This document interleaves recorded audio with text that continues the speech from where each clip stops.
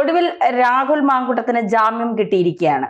Rahul മാങ്കൂട്ടത്തിനെതിരെ police വീണ്ടും കുറെ കുറ്റങ്ങൾ എഴുതി ചേർത്തു. പക്ഷെ അതൊന്നും നിലനിന്നില്ല എന്നുള്ളതാണ് കോടതി ജാമ്യം അനുവദിച്ചിരിക്കുന്നത്. ഇനി രാഹുൽ പുറത്തേക്ക് വരുമോ എന്നുള്ളതാണ്. ഇത്രയും നാൾ ഒളിവിലായിരുന്നു. ഇനി നേരത്തെയുള്ള ആദ്യത്തെ കേസിന്റെ വിധി അല്ലെങ്കിൽ ആദ്യത്തെ കേസിൽ 15-ാം തീയതി വരെ അറസ്റ്റ് ചെയ്യരുത് എന്നാണ് കോടതിയുടെ നിർദ്ദേശം. ഇപ്പൊ രണ്ടാമത്തെ കേസിൽ ജാമ്യം കിട്ടി. അപ്പൊ രാഹുൽ ഇനി പുറത്തു വരുമോ? അല്ല, രാഹുലിന് പുറത്തെന്ന് പറഞ്ഞാലേ അറസ്റ്റ് ചെയ്തിട്ടില്ല. രാഹുൽ മുൻകൂർ ജാമ്യം കിട്ടിയിരിക്കുന്നത്. ആദ്യത്തെ കേസിൽ അറസ്റ്റ് തടയുകയും രണ്ടാമത്തെ കേസിൽ മുൻകൂർ ജാമ്യം ലഭിക്കുകയും ചെയ്യും. അതായത് പോലീസിന് അറസ്റ്റ് ചെയ്യാൻ പറ്റില്ല, വേണമെങ്കിൽ വിളിച്ച് ചോദ്യം ചെയ്യാനൊക്കെ പറ്റുള്ളൂ. പക്ഷേ ഇതൊക്കെ ഓക്കെ. ഈ രാഹുൽ മാങ്കൂട്ടത്തിന് വേണ്ടിയിട്ടല്ലേ രാഹുൽ ഈശ്വർ ഇത്രയും ബഹളമുണ്ടാക്കിയേ? ഇപ്പൊ രാഹുൽ ഈശ്വർ എവിടാ? ഇന്നും കുറച്ച് മുമ്പ് കോടതിയിലേക്ക് കൊണ്ടുവന്നിട്ടുണ്ട്. ഇതേ രാഹുൽ ഈശ്വർ പറയുകയാണ് ദിലീപായിട്ട് സന്തോഷമാണെന്നൊക്കെ പറയാം. പക്ഷെ രാഹുൽ മാങ്കൂട്ടം കുറ്റം ചെയ്തു, രാഹുൽ മാങ്കൂട്ടം പീഡിപ്പിച്ചു, രാഹുൽ മാങ്കൂട്ടം അങ്ങനെ ചെയ്തു, പാർട്ടിയിൽ നിന്ന് പുറത്താക്കി, ഒരു പ്രശ്നമില്ല, മുൻകൂർ ജാമ്യം കിട്ടി. ഇതേ രാഹുൽ മാങ്കൂട്ടത്തിന് വേണ്ടിയിട്ട് ചിന്താവ വിളിച്ച രാഹുൽ ഈശ്വർ എന്തിനാണോ എന്തോ ഇപ്പൊ ജയിലിൽ പോയി കിടക്കുന്നത് അവസ്ഥയല്ലേ? ഇന്നും കൊടുത്തിട്ടില്ല. രണ്ട് പ്രമാദമായ കേസുകൾ കേരളത്തിനകത്ത് നമ്മൾ ഈ ആളൂരിന് പബ്ലിസിറ്റി കൊടുത്തതുപോലെ പബ്ലിസിറ്റിക്ക് വേണ്ടിയാണോ അല്ലെങ്കിൽ അദ്ദേഹത്തിന്റെ ന്യായമോ അന്യായമാണോ നമുക്കറിയത്തില്ല.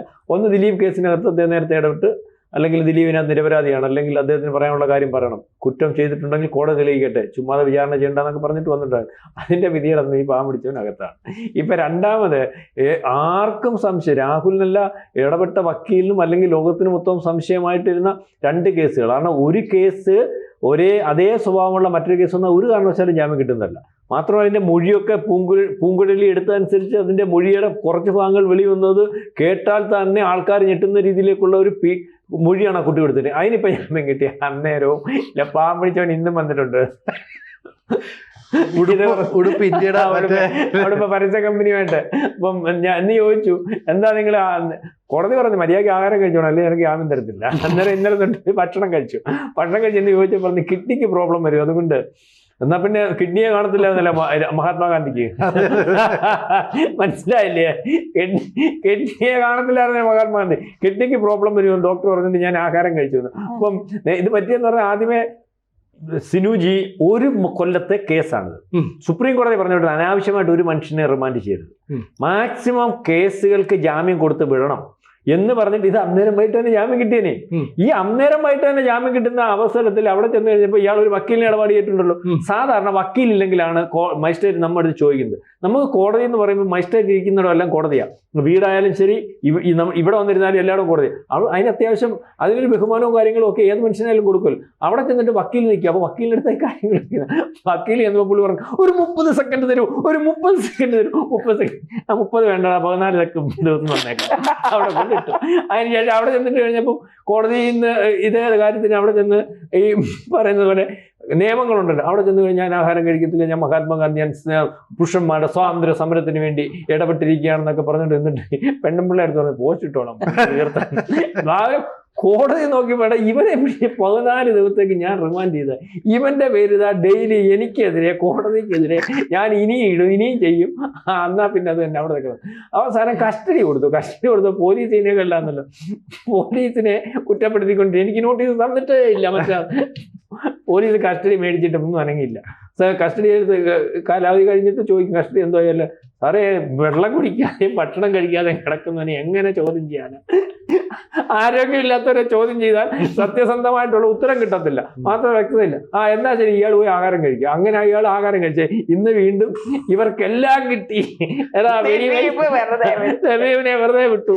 ഈ വെടിവെച്ച കേസിനകത്ത് 2 കേസിലും കിട്ടാത്ത വെടിവെച്ചവനും ശബ്ദം കേട്ടവനകത്ത് ഒന്നാണ്. ഈ ഒരുപാട് അമ്മമാരുടെയും ഒരുപാട് പെൺകുട്ടികളുടെയും ഒക്കെ താല്പര്യപ്രകാരമായിരിക്കും, പ്രാർത്ഥന കൊണ്ടായിരിക്കും ഇപ്പൊ രാഹുൽ മാങ്കൂട്ടത്തിൽ പുറത്തേക്ക് ഇറങ്ങി അല്ലേ? അപ്പൊ ഇതാണ് ഇപ്പം രാഹുൽ മാങ്കൂട്ടത്തിന്റെ കേസ്.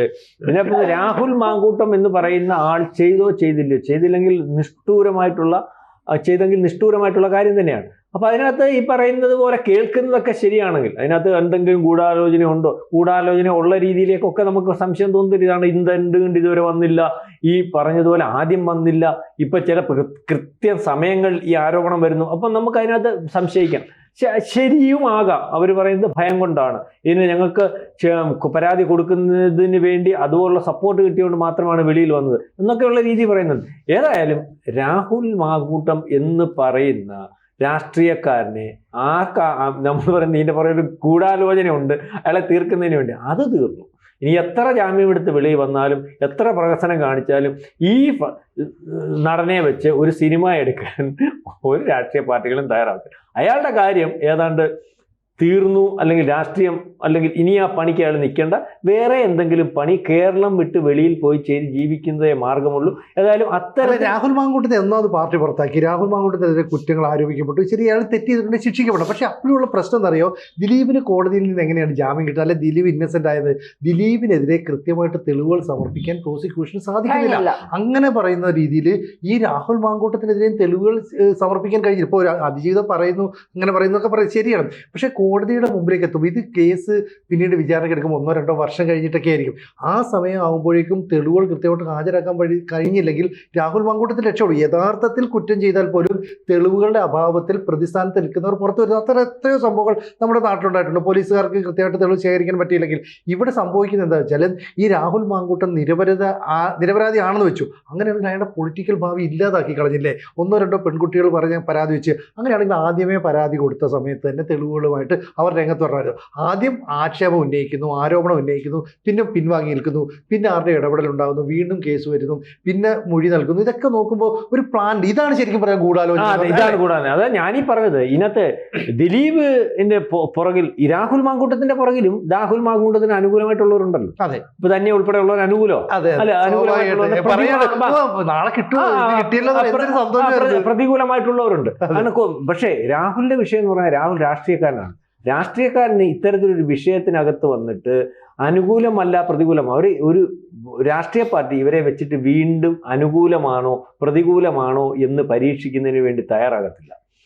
ഇയാൾ നാളെ കാലത്തെ കുറ്റക്കാരനല്ലെങ്കിൽ എന്നാൽ ഇയാൾ തിരിച്ചെടുത്തേക്കാം. പക്ഷേ ദിലീപിന്റെ കേസ് അങ്ങനെയല്ല. ദിലീപ് സിനിമ എടുക്കുന്നു, ദിലീപിന്റെ സിനിമ കാണാനാണല്ലോ, ദിലീപിന് എതിരായിട്ടും ആളുണ്ടോ? വേടന്റെ കേസ്, വേടം ബലാത്സംഗം ചെയ്തു, 2 ബലാത്സംഗം ചെയ്തു, നേരെ സംസ്ഥാന അവാർഡ് കിട്ടുന്നു, ഭാഗ്യലക്ഷ്മി ഉൾപ്പെടെയുള്ളവർ കൂടെ കയറുന്ന കൈയടിച്ചിരിക്കുന്നു, ദിലീപിനെതിരെ പറയുന്നു. കാരണം കലാകാരന്മാർക്ക് അങ്ങനെ അവർക്ക് ഒന്നും നോക്കണ്ട, അവരുടെ കലയെ മാത്രം നോക്കി അത് പ്രൊമോട്ട് ചെയ്ത് കഴിഞ്ഞാൽ ആരാധകർ കാണും. അവിടെ ഹിതപരിശോധനയൊന്നുമില്ല രാഷ്ട്രീയ പാർട്ടികൾ. പക്ഷേ ഈ ഒരു വിഷയത്തിനകത്ത് ശരിയോ തെറ്റോ നാളെ കാലത്തെ വെറുതെ വന്നാലും വെളിയിൽ വിട്ടാലും എങ്ങനെ വന്നാലും രാഹുൽ മാങ്കൂട്ടം എന്ന് പറയുന്ന ചാപ്റ്റർ, നമ്മൾ ഈ പറയുന്ന പോലെ രാഷ്ട്രീയ ചാപ്റ്റർ ക്ലോസ് ആയിരിക്കുന്നു. അദ്ദേഹത്തിന് ഈ ഒരു രാഷ്ട്രീയ ഭാവി ഉണ്ടാകുമെന്ന് വിചാരിക്കുന്നത്. കാരണം മറ്റേത് കേസും ആണെങ്കിൽ, മറ്റേത് വിഷയവുമാണെങ്കിൽ, ഇതിനകത്തുനിന്ന് ഇപ്പോൾ അഴിമതിയാണെങ്കിൽ പോലും വേറെ പാർട്ടിക്കകത്തോട്ട് കയറിയിട്ട് അത് ഗൂഢാലോചനയുടെ ഭാഗമാണ്, അയാളെ പുറത്താക്കുന്നതിൻ്റെ ഭാഗമാണെന്ന് പറഞ്ഞിട്ട് BJPക്കകത്തോ CPM-നകത്തോ അല്ലെങ്കിൽ മറ്റേതെങ്കിലും പാർട്ടികൾ ഈ ഒരു വിഷയമായതുകൊണ്ട് ആരും അക്സെപ്റ്റ് ചെയ്യത്തുമില്ല.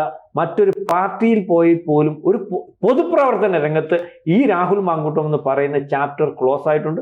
ജാമ്യം കിട്ടും, അല്ലെങ്കിൽ പോലീസിന്റെ കസ്റ്റഡി ഇല്ലാതെ നാളെ കാലത്ത് സിനു പറഞ്ഞത് തെളിവുകളുടെ അഭാവത്തിൽ ഒരുപക്ഷെ അദ്ദേഹത്തിന് വെറുതെ വിടാൻ സാധിക്കും. ചിലപ്പോൾ അയാൾ കുറ്റക്കാരനല്ലാതെ ഇരിക്കും. പക്ഷേ ഇതിന്റെ പുറകിൽ കൃത്യമായ സിനു പറഞ്ഞ ഒരു ഗൂഢാലോചനയുണ്ട്. എന്തൊക്കെയോ നടന്നിട്ടുണ്ട്. പക്ഷെ ഗൂഢാലോചന എന്ന് പറയുമ്പോൾ നടന്നാലും നടന്നില്ലേലും ഉണ്ട്. ഗൂഢാലോചന ഇല്ലായിരുന്നെങ്കിൽ ആദ്യമേ തന്നെ കേസാവണം. കേസായപ്പോൾ നടന്നാലും നടന്നില്ലെങ്കിലും രാഹുൽ മാങ്കൂട്ടത്തിന്റെ പുറകിൽ ഈ വിഷയത്തിന് അതൊരു ഗൂഢാലോചനയുണ്ട്. ആ ഗൂഢാലോചന ഉണ്ടാക്കിയവർ വിജയിച്ചിരിക്കുന്നു എന്ന് വേണം കരുതാൻ. അല്ല, ഇതില് രാഹുൽ മാങ്കൂട്ടത്തിനെ സംബന്ധിച്ചിടത്തോളം ഒരു ജനങ്ങൾക്ക് സ്വീകാര്യനായ ഒരു നേതാവായിരുന്നു.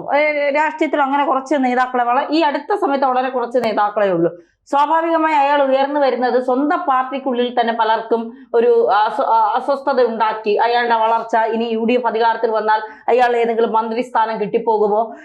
പിന്നെ മാധ്യമങ്ങൾ ഇതൊരു അജണ്ടയായി ഏറ്റെടുത്തു. കാരണം പിണറായി വിജയന്റെ മുഖത്ത് നോക്കിയിടോ വിജയ എന്നൊക്കെ വിളിക്കുന്ന ഒരു ആർജവവും അത്തരം ഒരു ധാർഷ്ട്യവും ഒക്കെ കാണിക്കുന്ന ഒരു നേതാവിനെ വേണമോ എന്നൊക്കെയുള്ള ഒരു നിലപാടിലേക്ക് മാധ്യമങ്ങളും പോയി. അപ്പോൾ തെറ്റ് ചെയ്തോ ഇല്ലയോ എന്നതിനപ്പുറം റേറ്റിംഗ് കൂട്ടുക എന്നുള്ളതും ഒരു അജണ്ടയാക്കി മാറ്റി ഒരു വളർന്നു വരുന്ന ഒരു നേതാവിനെ തകർക്കുക. ഇപ്പോൾ ഇതിലെ അതിജീവിതമാർ ക്രൂരമായി പീഡിപ്പിക്കപ്പെട്ടിട്ടുണ്ടെങ്കിൽ ഇപ്പൊ പുറത്തു വന്ന 2 പേരും വിദ്യാഭ്യാസമുള്ളവരാണ്, ചിന്തിക്കാൻ കഴിവുള്ളവരാണ്. എന്തുകൊണ്ട് അവര് ഈ വോയിസ് ഒക്കെ പുറത്ത് വിടുന്ന മുന്നേ തന്നെ അവർക്ക് പോലീസ് സ്റ്റേഷനിൽ പോകാം, ഇവിടുത്തെ നീതിന്യായ വ്യവസ്ഥയെ അവർക്ക് ഇപ്പൊ പോലീസ് സ്റ്റേഷനിൽ പോകാൻ കഴിഞ്ഞില്ലെങ്കിൽ ജഡ്ജിക്ക് രഹസ്യമായി മൊഴി നൽകാം, ഒരുപാട് കാര്യങ്ങൾ ഇതിൽ ചെയ്യാം. എന്നിട്ടും ഇതൊന്നും ചെയ്യാതെ ചാനലുകൾ വഴി ഇയാളെ നിരന്തരം നിരന്തരം ആക്രമിക്കുക, ചാനലുകളിലൂടെ ഇയാളുടെ രാഷ്ട്രീയ ഭാവി തകർക്കാൻ ശ്രമിക്കുക, ഇയാൾക്കൊരു കുടുംബമുണ്ട് എന്നുള്ളത് ചിന്തിക്കാതെയാണ് ഈ പെരുമാറുന്നതും ഈ ചെയ്യുന്നത്. എന്നിട്ട് എന്താണ് ഈ അതിജീവിതമാർ നേടിയത്? അയാൾ രാഷ്ട്രീയത്തിൽ നിന്ന് ഒരു പക്ഷേ പൂർണ്ണമായും ഇവിടെ വാങ്ങുമായിരിക്കാം, അയാൾ ചിലപ്പോൾ കേരളം തന്നെ വിട്ടു പോകുമായിരിക്കാം, അതൊക്കെ ഇനി എന്താണ് അയാളുടെ മനസ്സിലുള്ളതെന്ന് അറിയില്ല. പക്ഷേ രാഹുൽ മാങ്കൂട്ടത്തിന് ജാമ്യം കിട്ടി എന്ന് പറയുമ്പോൾ ഇതുവരെ രാഹുൽ മാങ്കൂട്ടത്തിനെതിരെ സംസാരിച്ചവർക്ക് നീതി കിട്ടിയോ? അവർ പറഞ്ഞ കാര്യങ്ങൾ കോടതിക്ക് ബോധ്യപ്പെട്ടോ? അതിൽ ഗൂഢാലോചന ഉണ്ട് എന്ന് കോടതിക്ക് ബോധ്യമായതിന്റെ അടിസ്ഥാനത്തിലല്ലേ കോടതി ജാമ്യം കൊടുത്തത്. അപ്പൊ രാഹുലിന് വേണ്ടി രാഹുലിനെതിരെ വാദിച്ചവർ എന്തായി? ഇവിടെയും ഇനി കോടതി നേരത്തെ 4 ദിവസം മുമ്പേ അല്ല 10 വർഷം മുമ്പേ വിധിച്ചു വച്ചിരുന്നു രാഹുൽ മാങ്കൂട്ടത്തിന് ജാമ്യം കൊടുക്കാം എന്ന് വിധിച്ചു വെച്ചിരുന്നു. അല്ലെങ്കിൽ ഇത്രയും പുച്ഛം, ഇത്രയും നാണക്കേട് തോന്നുന്നു ജുഡീഷ്യൽ, ഇതൊന്നും പറഞ്ഞിട്ട് കാര്യമല്ല. കോടതിയുടെ മുന്നിൽ തെളിവുകളാണ് മുഖ്യം.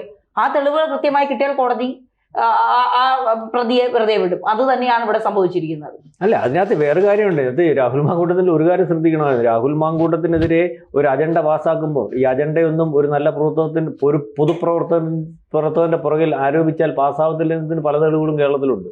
നിങ്ങൾക്കറിയാം, ഇതേ ആരോപണം സരിതയുടെ പേരിൽ വളരെ നിഷ്ഠൂരമായിട്ട് കോടതികൾ മൊത്തവും അല്ലെ ജനത്തിന്റെ മൊത്തവും മാധ്യമങ്ങൾ മൊത്തം കൊണ്ട് ഉമ്മൻചാണ്ടിക്കെതിരെ വന്നു.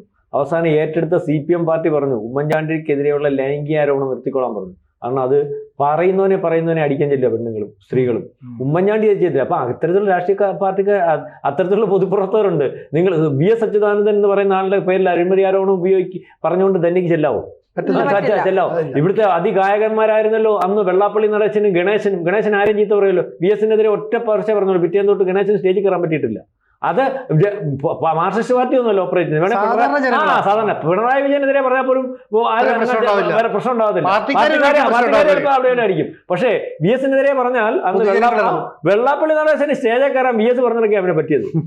അപ്പൊ അങ്ങനത്തെ പൊതു പ്രവർത്തകരുള്ളിടത്ത് ഈ പറയുന്ന രാഹുൽ മാങ്കൂട്ടത്തിനെതിരെ ആരോപണം വരുമ്പോൾ രാഹുൽ ചെയ്ത പരിപാടി എന്ന് പറഞ്ഞാൽ രാഷ്ട്രീയ പാർട്ടിക്കാരനെ ഏതവനെയും വിമർശിക്കാം, അത് തന്നെയാണ്. അല്ലെങ്കിൽ പിണറായി കുറ്റം ചെയ്താലും മോദി കുറ്റം ചെയ്താലും പക്ഷേ വിമർശിക്കുന്നതിനൊരു മര്യാദയുണ്ട്. നമ്മളുടെ വിമർശനം കേട്ടാൽ വേറൊരാൾ പറയണം. ഉമ്മൻചാണ്ടിയുടെ മോൻ വിമർശിക്കുമല്ലോ ഈ പറയുന്ന പോലെ പിണറായി വിജയന്.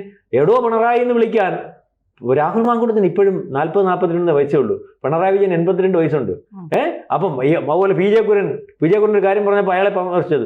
അതുപോലെ നമ്മുടെ BJPയുടെ നേതാവ് ആൾക്കാരെല്ലാം പുച്ഛത്തോടു കൂടിയും വളരെ പുള്ളിക്ക് കിട്ടിയ ഒരു അധികാരം അല്ലെങ്കിൽ ആ ഒരു അംഗീകാരം പറയാനുള്ള അവസരം കിട്ടിയപ്പോൾ ബാക്കി എല്ലാവരെയും പുച്ഛത്തോടു കൂടിയും അല്ലെങ്കിൽ എല്ലാവരുടെയും ശത്രുത വരത്തക്ക രീതിയിൽ ആരെയും അംഗീകരിക്കാത്ത ഒരു അവസ്ഥയിലേക്ക് പോയി. അത് പിണറായി വിജയനെ പറഞ്ഞിട്ടുണ്ടെങ്കിൽ പിണറായി വിജയൻ തിരിച്ച് മറുപടി പറയാൻ പോയിട്ടില്ല, മറ്റു രാഷ്ട്രീയ പാർട്ടിയിലുള്ള ആൾക്കാർ മറുപടി പറയാൻ പോയിട്ടില്ല. കോൺഗ്രസിനകത്ത് നേതാക്കന്മാർ അവസരം നോക്കിയിരുന്നു. അതിനകത്ത് ഈ ഗൂഢാലോചന നമ്മൾ ഈ പറയുന്ന പോലെ BJPക്കാരനോ CPMകാരനോ ഒന്നും നടത്തിയതായിട്ടൊന്നും എനിക്ക് തോന്നുന്നില്ല. ഇതിനകത്ത് ഗൂഢാലോചന അവർ വെളിയിൽ വരുമ്പോൾ ശരിയാ കേസ് ഒന്ന് കൊടുത്തു, പിണറായി അടുത്ത് DGP കൊടുത്തു. അതിന്റെ പുറകിൽ അല്ലെങ്കിൽ അവിടെ ഇവിടെ MP ഗോവിന്ദ മാഷ് ചോദിക്കുമ്പോൾ ക്രൂര ബലാത്സംഗമില്ല, അയാളത് പറഞ്ഞിട്ട് പോയി. നമ്മൾ അതിനകത്ത് കണ്ടിട്ടില്ല, അതിനകത്ത് വലിയ വലിപ്പത്തിലൊന്നും അവരെടുത്തിട്ടില്ല, അത് അതിന്റെ വഴിക്ക് പോകും. പക്ഷേ CPMനകത്ത് ഗൂഢാലോചന എതിർ പാർട്ടിക്കാരൊന്നുമല്ല നടത്തി. അവരുടെ പാർട്ടിക്കകത്ത് തന്നെ വളരെ കൃത്യമായിട്ട് നിന്ന് മോളെ കൊടുക്ക്, ഞാനുണ്ട് കൂടെ, രാഹുൽ മാങ്കൂട്ടത്തെക്കാട്ടി വില എനിക്കുണ്ട്, നീ കൊടു എന്നുള്ള രീതിയിൽ കൊടുപ്പിച്ചു. ബലാത്സംഗം നടന്നില്ലയോ അതൊക്കെ പിന്നെ തെളിയിക്കപ്പെടേണ്ട കാര്യം. ഏതായാലും ഇതിനകത്തൊരു കൃത്യമായ ഗൂഢാലോചനയുണ്ട്. ആ ഗൂഢാലോചന നടത്തിയവർ വിജയിച്ചു എന്ന് വേണം കരുതാൻ. ഇതിനകത്ത് ഒരു തിരിച്ചുവരവ് രാഹുലിന്റെ കാര്യത്തിൽ രാഷ്ട്രീയത്തിൽ ഉണ്ടാകുമെന്ന് ആരും ധരിക്കേണ്ട. അതിനകത്ത് അറിയാം, രാഷ്ട്രീയത്തെ പറ്റി അറിയാത്തവർ മാത്രം വരും എന്ന് പറഞ്ഞിട്ടിരിക്കും. ഒരു വരവില്ല. എന്തായാലും രാഹുൽ മാങ്കൂട്ടത്തിന് ജാമ്യം കിട്ടിയെന്ന് പറയുന്നത് ഒരു നല്ല കാര്യം. കാരണം അവരോട് കഷ്ടപ്പെട്ടത്. ഇപ്പൊ നാളെ തെരഞ്ഞെടുപ്പുണ്ട്, തെരഞ്ഞെടുപ്പിൽ സ്വാഭാവികമായിട്ട് വോട്ട് ചെയ്യാൻ രാഹുൽ മാങ്കൂട്ടത്തിന് വരാം, കാരണം പേടിക്കാതെ വരണം. പിന്നെ മാത്രമല്ല രാഹുൽ മാങ്കൂട്ടത്തിനെതിരെ ഈ പറയുന്ന ആരോപണങ്ങളൊക്കെ തെളിവ് സഹിതം സമർപ്പിക്കുകയാണെങ്കിൽ രാഹുൽ മാങ്കൂട്ടം ശിക്ഷിക്കപ്പെട്ടെ, കുഴപ്പമില്ല. പക്ഷെ ഇയാൾ അറിയാം, ചെറിയ പ്രായത്തിൽ തന്നെ ഉയർന്നു വന്നൊരു നേതാവാണ്, നല്ല സ്പിരിറ്റ് ഉണ്ടായിരുന്നു. പക്ഷെ ഒരു ഘട്ടത്തിൽ കൂടെ നിന്ന് ഷാഫി പറമ്പിൽ ഉൾപ്പെടെയുള്ളവർ രാഹുൽ മാങ്കൂട്ടത്തിനെ കൈവിട്ടിരുന്നു, VD സതീശൻ കൈവിട്ടിരുന്നു. അതുകൊണ്ട് രാഹുൽ മാങ്കൂട്ടം ഇനി കോൺഗ്രസിലേക്ക് തിരിച്ചു വരുമോ, എന്തെങ്കിലും തരത്തിലുള്ള രാഷ്ട്രീയ ഭാവി ഉണ്ടോ എന്നുള്ളതൊക്കെ അറിയണം. ഇനി മാത്രമല്ല MLA സ്ഥാനം രാജിവെക്കുമെന്നുള്ള കാര്യത്തിലൊക്കെ നാളെ മാധ്യമ പ്രവർത്തകർ ചോദിച്ചേക്കാം. അതിന്റെ ഉത്തരവ് നാളെ കിട്ടിയേക്കാം. നമുക്ക് കാത്തിരിക്കാം. ശരി.